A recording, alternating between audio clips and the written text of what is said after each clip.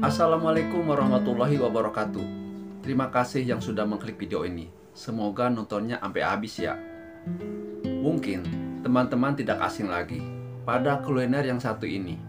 Sate. Ya, sate. Potongan daging ayam atau kambing yang dibakar pakai bara arang.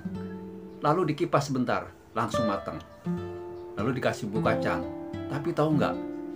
Bumbu kacang pada setiap kuliner sate itu berbeda-beda rasanya. Ada yang enak dan ada yang kurang enak juga bumbunya menurut beberapa pelanggan penghobi sate. Nah, saya akan ceritakan seorang tukang sate yang mendapatkan bumbu rahasia dari makhluk lain. Begini ceritanya. Kisah nyata ini dialami oleh Mas Tohairuddin yang biasa dipanggil Mas Toha.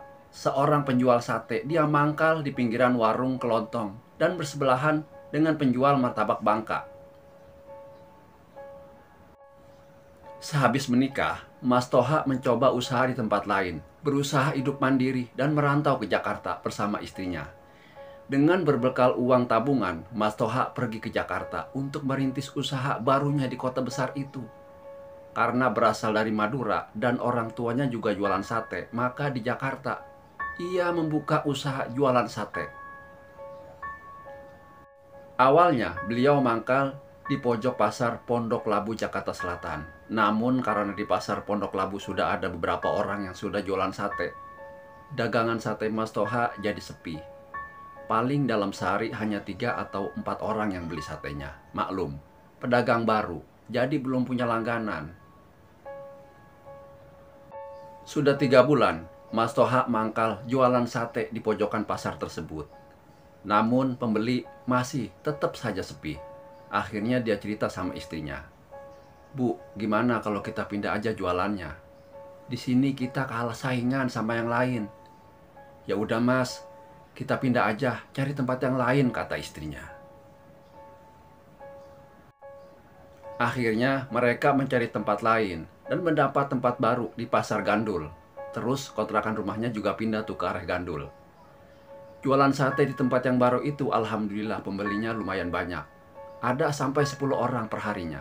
Bahkan pernah sampai 20 orang lebih membeli. Alhasil satenya selalu habis karena banyaknya pembeli. Tak terasa Mas Toha berjualan di Pasar Gandul sudah hampir setahun. Dengan penghasilan lumayan besar, sampai datuh kebeli tanah, terus dibuat rumah kecil-kecilan.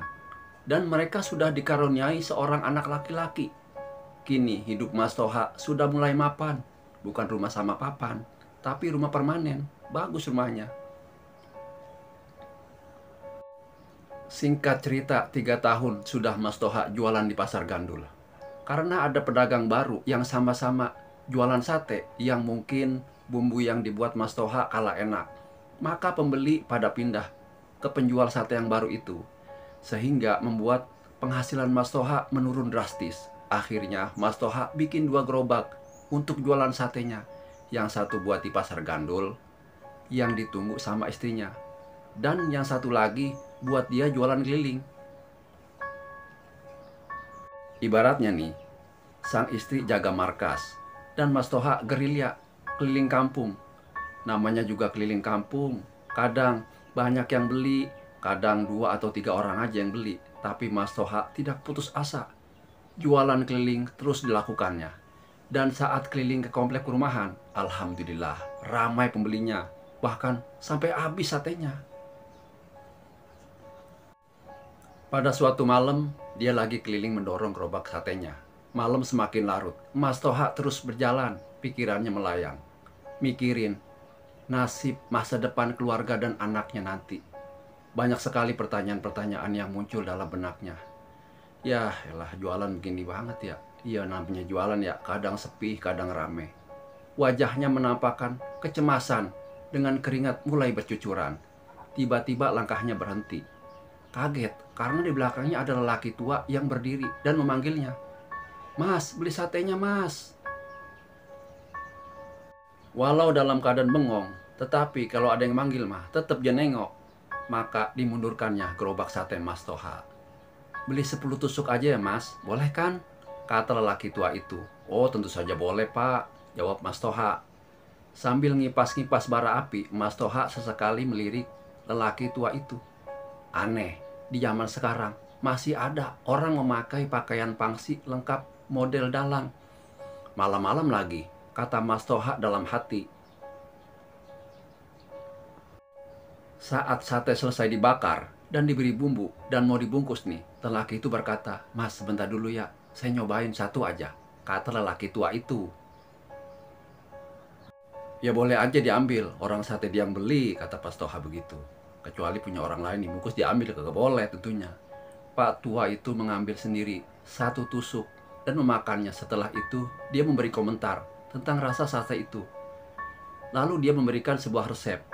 Sembari menyodorkan uang 50 ribuan, saat Mas Toha akan mengembalikan uang kembaliannya, Pak tua itu telah raib dan entah kemana. Suasana kala itu di sekitar sepi mencekam. Bulu kuduk Mas Toha mulai berdiri. Dia mempercepat dorongan gerobaknya dan balik ke rumah. Esok paginya dicari uang 50 ribuan yang tadi malam diberikan Pak tua berpakaian pangsi itu. Tapi tak ada. Di sakunya hanya ada selembar daun kering. Hal itu meyakinkan dirinya bahwa tadi malam dia baru bertemu dedemit atau lelembut. Mas Toha mencoba mengingat-ingat saran yang diberikan oleh Pak tua malam itu. Kemudian terlintas di benaknya untuk mencoba saran-sarannya itu.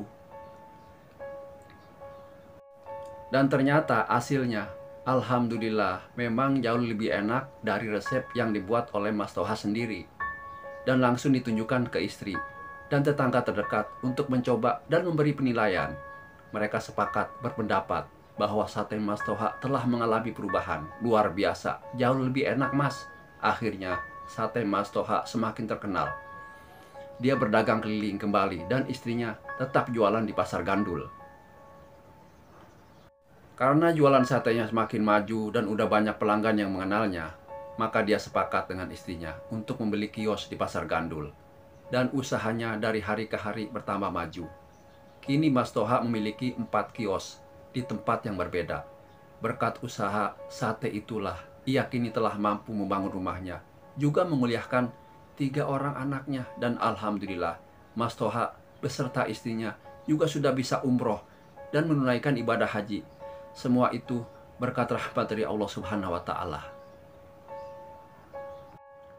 Dan dari cerita singkat ini, kita bisa mengambil pelajaran. Jangan nyerah dalam usaha apapun.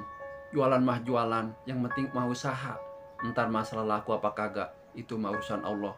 Cukup sekian. Assalamualaikum warahmatullahi wabarakatuh.